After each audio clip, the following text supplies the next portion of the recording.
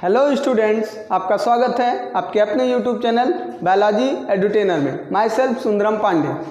आज बात करेंगे difference between prokaryotic and eukaryotic cell. अब ये टॉपिक क्यों आया, इससे पहले हमने आपको प्रोकैरियोटिक एंड यूकैरियोटिक सेल के बारे में बताया है। तो अगर उन वीडियोज़ को आपने नहीं देखा है तो लिंक डिस्क्रिप्शन में है, आप वहाँ जाकर देख सकते हैं। अगर उसको आप देखते हैं तो चीज़ों को कोरिलेट कर पाएंगे और अच्छे से इस टॉपिक को समझ पाएंगे। ठीक है, तो वहाँ पे हमने यूकैरियोटिक सेल एक एनिमल सेल बनाई थी और एक बैक्टीरियल सेल प्रोकैरियोटिक सेल के रूप में बनाई थी और समझाया था। तो उसी की एग्जांपल को लेकर के आज हम फिर आपको बताने वाले हैं प्रोकैरियोटिक सेल और यूकैरियोटिक सेल में क्या बेसिक डिफरेंस होता है। ठीक है, तो वो बेसिक डिफरेंस किस लेवल पे होता है, पहले टर्म को पकड़िए आप। वो टर्म को कैसे पकड़ेंगे, नाम क्या लिखा है, यूकैरियोटिक सेल। ये दो वर्ड से मिलकर बना है, eu and karyon. Eu means होता है ट्रू एंड कैरियन मीन्स होता है न्यूक्लियस। इट मीन्स ऐसी सेल्स जिनमें न्यूक्लियस क्या होगा, ट्रू होगा, मतलब वेल डेवलप्ड होगा, वेल ऑर्गेनाइज्ड होगा, वेल डिफाइंड होगा। ऐसे न्यूक्लियस जिन सेल में होंगे उनको क्या कहेंगे, यूकैरियोटिक सेल। वहीं अगर हम प्रोकैरियोटिक सेल की बात करें तो प्रोकैरियोटिक सेल भी दो टर्म से मिलकर बना हुआ है, प्रो एंड कैरियन। फिर वही बात आ गई, प्रो मीन्स होता है प्रिमिटिव, क्या होता है, प्रिमिटिव, और कैरियन मीन्स न्यूक्लियस। ठीक है, तो प्रिमिटिव क्या होता है, लेस डेवलप्ड, मतलब ये फुली ऑर्गेनाइज्ड नहीं है, वेल डिफाइंड नहीं है। ठीक है, इसीलिए इसको हम क्या कहते हैं, प्रोकैरियोटिक सेल कहते हैं। ये बेसिकली किसकी सेल है, ये बैक्टीरिया की सेल है। ठीक है, जो आपको दिखाई पड़ रही है। तो पहला जो बेसिक डिफरेंस है एक प्रोकैरियोटिक सेल में और एक यूकैरियोटिक सेल में, वो क्या है कि यूकैरियोटिक सेल का जो न्यूक्लियस है वो क्या होता है, ट्रू न्यूक्लियस होता है, मीन्स क्या होता है, वेल ऑर्गेनाइज्ड होता है, वेल डिफाइंड होता है। लेकिन प्रोकैरियोटिक सेल का न्यूक्लियस जो होता है वो वेल डेवलप्ड नहीं होता है, वेल ऑर्गेनाइज्ड नहीं होता है। अब ये चीज़ तो आप जान गए कि वेल डेवलप्ड है एक का न्यूक्लियस और एक का वेल डेवलप्ड नहीं है। लेकिन क्यों यूकैरियोटिक सेल का न्यूक्लियस वेल डेवलप्ड है और प्रोकैरियोटिक सेल का न्यूक्लियस वेल डेवलप्ड नहीं है। ठीक है, तो वो इसलिए क्योंकि यूकैरियोटिक सेल में जो है न्यूक्लियर मेम्ब्रेन प्रेजेंट होती है। न्यूक्लियर मेम्ब्रेन क्या है, यूकैरियोटिक सेल में प्रेजेंट है। ये आपको दिख रही है, ये रेड वाला कलर से, ये क्या है, न्यूक्लियर मेम्ब्रेन। क्या है, न्यूक्लियर मेम्ब्रेन। तो न्यूक्लियर मेम्ब्रेन क्या है, यहाँ पे प्रेजेंट है यूकैरियोटिक सेल में। जबकि प्रोकैरियोटिक सेल में देखिए कहीं कोई ऐसी चीज़ आपको दिखाई पड़ रही है, नहीं दिखाई पड़ रही है ना। इसका मतलब क्या है, प्रोकैरियोटिक सेल में न्यूक्लियर मेम्ब्रेन एब्सेंट है, इसीलिए इसको हम प्रिमिटिव कैरियन या प्रिमिटिव न्यूक्लियस बोलते हैं। तो यहाँ क्या, प्रोकैरियोटिक सेल में न्यूक्लियर मेम्ब्रेन क्या होगी, एब्सेंट होगी। समझ में आ गया। तो ये पहला बेसिक डिफरेंस हो गया न्यूक्लियर मेम्ब्रेन के लेवल पे। ठीक है, आगे के जो दो डिफरेंस है वो भी इसी लेवल पे हैं अगर आप इन चीज़ों को पकड़ते हैं तो। कैसे, ये न्यूक्लियर मेम्ब्रेन जो है एक यूकैरियोटिक सेल की, उससे एक स्ट्रक्चर अराइज होता है। ये ब्लैक टाइप का स्ट्रक्चर आपको ब्लैक कलर से दिख रहा है, ये क्या है, ये है एंडोप्लाज्मिक रेटिकुलम। क्या है, एंडोप्लाज्मिक रेटिकुलम। अच्छा, न्यूक्लियर मेम्ब्रेन से ही अराइज हो रहा है, तो अगर न्यूक्लियर मेम्ब्रेन नहीं होगी तो एंडोप्लाज्मिक रेटिकुलम भी नहीं होगा। तो यूकैरियोटिक सेल में एंडोप्लाज्मिक रेटिकुलम जो है वो क्या है, प्रेजेंट है, और प्रोकैरियोटिक सेल में एंडोप्लाज्मिक रेटिकुलम क्या है, एब्सेंट है। समझ में आया। अब तीसरा बेसिक डिफरेंस क्या है, वो भी न्यूक्लियर लेवल पे ही है। ये जो ग्रीन कलर का ये आपको दिखाई पड़ रहा है, ग्रीन कलर का ग्रेन्युलर ऑर्गन, इसको क्या बोलते हैं, इसको बोलते हैं राइबोसोम।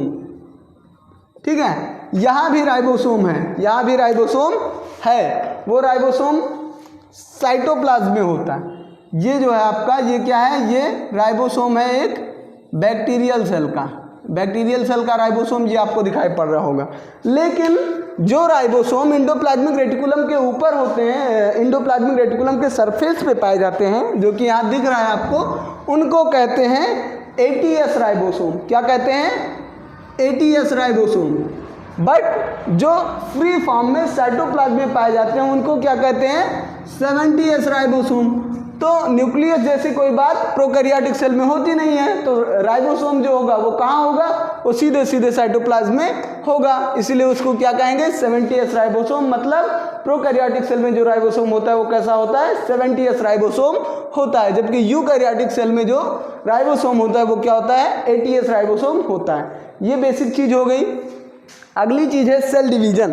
सेल डिवीजन हर लिविंग बीइंग में होता है, अगर सेल डिवीजन ना हो तो फिर ग्रोथ नहीं होगी। बॉडी की ग्रोथ जो है वो सेल डिवीजन प्रोसेस के बाद ही होती है। तो प्रोकैरियोटिक सेल में जो सेल डिवीजन है वो बडिंग और फिशन के थ्रू होता है। किसके थ्रू होता है, बडिंग एंड फिशन के थ्रू। जबकि यूकैरियोटिक सेल में जो सेल डिवीजन होता है वो किसके थ्रू होता है, mitosis and meiosis. Mitosis and meiosis, basically यही दो टाइप के सेल डिवीजन होते हैं, माइटोसिस एंड मियोसिस। तो ये दोनों यूकैरियोटिक सेल में पाए जाते हैं। ठीक है, अब माइटोसिस और मियोसिस क्या है ये अलग टॉपिक है सेल डिवीजन का, हम आपको डिटेल में बताएंगे। अभी इतना समझिए कि माइटोसिस जो होता है वो हमारे बॉडी के उन सब सेल में होता है जो ऑर्गेनल होती हैं। हमारी बॉडी का जितना भी स्ट्रक्चर है वो सारा सोमैटिक सेल कहलाता है। क्या कहलाता है, सोमैटिक सेल कहलाता है। पूरी बॉडी का स्ट्रक्चर जो है किससे मिलकर बना है, सोमैटिक सेल से। तो माइटोसिस जब होगी तो सोमैटिक सेल में ही माइटोसिस की प्रोसेस होगी। लेकिन जो मियोसिस की प्रोसेस है, वो मियोसिस की प्रोसेस कहाँ पे हो रही है, मियोसिस की प्रोसेस हो रही है कहाँ पे, रिप्रोडक्टिव सेल में। कहाँ पे, रिप्रोडक्टिव सेल में, मीन्स स्पर्म और ओवा, इसको गैमेटिक सेल भी बोलते हैं। गैमेटिक सेल में जो सेल डिवीजन होगा वो मियोसिस के थ्रू होगा, जबकि माइटोसिस जो होगा वो कहाँ होगा, वो होगा सोमैटिक सेल में, यानी बॉडी की बाकी सारी सेल्स में। ठीक है, अगला है जेनेटिक मटेरियल। तो जो यूकैरियोटिक सेल है और प्रोकैरियोटिक सेल है, दोनों के जेनेटिक मटेरियल में डिफरेंस है। क्या डिफरेंस है, इसका जो जेनेटिक मटेरियल है यूकैरियोटिक सेल का, वो जेनेटिक मटेरियल कहाँ है, इन द न्यूक्लियस। कहाँ है, इन द न्यूक्लियस। जबकि प्रोकैरियोटिक सेल का जो जेनेटिक मटेरियल है वो कहाँ पे है, इन द साइटोप्लाज्म। वो कहाँ पे है, इन द साइटोप्लाज्म। कैसे, ये देखिए, ये जो आपको दिख रहा है ये क्या है, ये है क्रोमैटिन, यानी जेनेटिक मटेरियल है। जबकि ये जो दिख रहा है ये भी जेनेटिक मटेरियल है, लेकिन इसको क्या कहते हैं, न्यूक्लियाइड। समझ में आया। तो अगली चीज, और पहली चीज तो न्यूक्लियस के अंदर न्यूक्लियोप्लाज्म में जेनेटिक मटेरियल होगा यूकैरियोटिक सेल का, जबकि प्रोकैरियोटिक सेल का जेनेटिक मटेरियल कहाँ पे होगा, वो प्रोकैरियोटिक सेल का जो जेनेटिक मटेरियल है वो कहाँ पे होगा, साइटोप्लाज्म में होगा। अब दोनों का नेम देख लीजिए, इसको कहते हैं यूकैरियोटिक सेल के जेनेटिक मटेरियल को कहते हैं क्रोमैटिन। क्या कहेंगे, क्रोमैटिन। और इसको क्या कहेंगे, न्यूक्लियाइड। ठीक है, अब एग्जाम्पल देख लेते हैं। एग्जाम्पल क्या क्या है, मतलब प्रोकैरियोटिक सेल के एग्जाम्पल और यूकैरियोटिक सेल के एग्जाम्पल। ठीक है, तो प्रोकैरियोटिक सेल के एग्जाम्पल में सबसे बेस्ट एग्जाम्पल है वो है बैक्टीरिया का। बैक्टीरिया क्या है, बहुत बेस्ट एग्जाम्पल है प्रोकैरियोटिक सेल का। इसके अलावा ब्लू ग्रीन एल्गी, BGA, ये भी बहुत बेस्ट एग्जाम्पल है। इसके साथ साथ माइकोप्लाज्मा है और बहुत सारे हैं, PPLO, ये सब। ठीक है, तो bacteria, BGA, blue green algae, ये सब क्या है, ये प्रोकैरियोटिक सेल हैं जिनमें न्यूक्लियस ऑर्गेनाइज्ड नहीं है। लेकिन अगर यूकैरियोटिक की बात करें तो यूकैरियोटिक सेल कौन कौन सी हैं, एनिमल एंड प्लांट सेल। कैसी cell, animal and plant cells. Animal और प्लांट सेल कैसी होती हैं, यूकैरियोटिक सेल होती हैं। अब एनिमल और प्लांट सेल के बारे में डिटेल में हम आगे आने वाले वीडियोस में बताएंगे। एक बार मैं फिर से आपको बता दे रहा हूँ, रिवाइज करा दे रहा हूँ कि प्रोकैरियोटिक सेल और यूकैरियोटिक सेल, पहले तो इन्हें कहते क्यों हैं प्रोकैरियोटिक या यूकैरियोटिक। प्रोकैरियोटिक इसलिए कहते हैं क्योंकि इनका जो कैरियन है यानी न्यूक्लियस है वो क्या है, प्रिमिटिव है। समझ में आया। जबकि यूकैरियोटिक सेल का जो कैरियन है यानी न्यूक्लियस है वो क्या है, ट्रू न्यूक्लियस है। अब ये प्रिमिटिव क्यों है प्रोकैरियोटिक का न्यूक्लियस और यूकैरियोटिक का न्यूक्लियस, ट्रू क्यों है ये देख लेते हैं, क्योंकि न्यूक्लियर मेम्ब्रेन जो है वो न्यूक्लियर मेम्ब्रेन प्रोकैरियोटिक सेल में नहीं होती है, इसीलिए इसको प्रिमिटिव बोलते हैं। और यूकैरियोटिक सेल में न्यूक्लियर मेम्ब्रेन प्रेजेंट होती है, इसलिए इसको क्या बोलते हैं, इसलिए इसको यूकैरियोटिक सेल बोलते हैं। अच्छा, इसी न्यूक्लियर मेम्ब्रेन से एक स्ट्रक्चर अराइज हो रहा है जिसको क्या कहते हैं, एंडोप्लाज्मिक रेटिकुलम। तो जब न्यूक्लियर मेम्ब्रेन ही नहीं है तो प्रोकैरियोटिक सेल में एंडोप्लाज्मिक रेटिकुलम भी नहीं होगी। एंडोप्लाज्मिक रेटिकुलम क्या होगी, एब्सेंट होगी, समझ में आ गया। जबकि यूकैरियोटिक सेल में एंडोप्लाज्मिक रेटिकुलम प्रेजेंट होता है। अगला है राइबोसोम। राइबोसोम जो साइटोप्लाज्म में पाए जाते हैं उनको कहते हैं 70S राइबोसोम। कैसे राइबोसोम, 70S राइबोसोम। तो चूंकि यहाँ पे कोई एंडोप्लाज्मिक रेटिकुलम है नहीं तो साइटोप्लाज्म में ही बैक्टीरियल सेल का या प्रोकैरियोटिक सेल का राइबोसोम पाया जाता है। तो ऐसा राइबोसोम जो साइटोप्लाज्म में होगा उसको क्या कहेंगे, 70S राइबोसोम कहेंगे। जबकि जो एंडोप्लाज्मिक रेटिकुलम के सरफेस पे पाए जाते हैं उनको क्या कहते हैं, 80S राइबोसोम। ऐसा कहाँ होता है, ऐसा यूकैरियोटिक सेल में होता है। अगली चीज हो गई सेल डिवीजन। सेल डिवीजन जो है प्रोकैरियोटिक सेल में बडिंग और फिशन प्रोसेस के थ्रू होता है, जबकि यूकैरियोटिक सेल में माइटोसिस और मियोसिस के थ्रू होता है, जिसके बारे में अभी हमने आपको इंट्रोडक्शन दिया था। अगला है genetic material. Genetic material prokaryotic cell का साइटोप्लाज्म में पाया जा रहा है क्योंकि न्यूक्लियस है ही नहीं, ठीक। जबकि यूकैरियोटिक सेल का जेनेटिक मटेरियल कहाँ पाया जा रहा है, न्यूक्लियस के अंदर, न्यूक्लियोप्लाज्म में यूकैरियोटिक सेल का जेनेटिक मटेरियल पाया जा रहा है। अगली चीज हो गई नाम।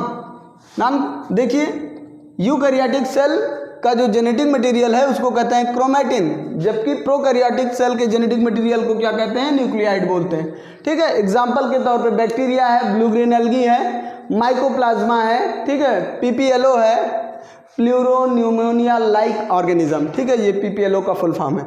ये सब क्या है, ये सब प्रोकैरियोटिक सेल हैं। जबकि एनिमल और प्लांट्स यानी हमारी सेल्स, हमारी बॉडी यूकैरियोटिक सेल से मिलकर बनी है, और प्लांट्स जितने पौधे हैं सबकी बॉडी किससे मिलकर बनी है, यूकैरियोटिक सेल से ही मिलकर बनी हुई है। जबकि एक बैक्टीरिया की बॉडी क्या होती है, वो प्रोकैरियोटिक सेल होती है, मतलब उसका कैरियन यानी न्यूक्लियस प्रिमिटिव होता है। जबकि हम लोगों का और प्लांट्स का न्यूक्लियस क्या होता है, वो वेल डेवलप्ड होता है। तो ये ओवरऑल कॉन्सेप्ट हो गया यूकैरियोटिक सेल और प्रोकैरियोटिक सेल के बीच के डिफरेंस का, ठीक है।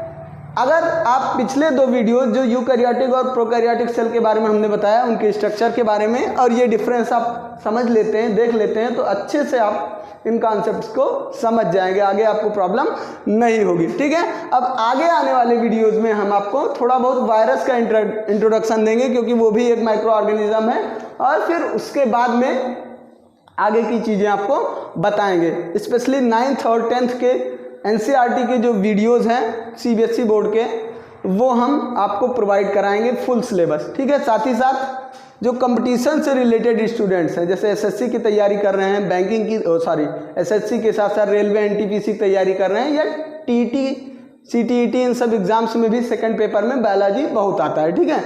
तो उन सब के लिए भी ये जो 9th और 10th के कॉन्सेप्ट्स हैं उन्हीं से ज़्यादातर आते हैं, ठीक है। कुछ एक्सेसरी है तो वो भी मटेरियल आपको प्रोवाइड करा दिया जाएगा। अगर आपको ये वीडियो पसंद आया है तो आप लाइक और शेयर कर सकते हैं, और हमारे चैनल को अभी तक अगर आपने सब्सक्राइब नहीं किया है तो सब्सक्राइब भी कर दीजिए। Thank you.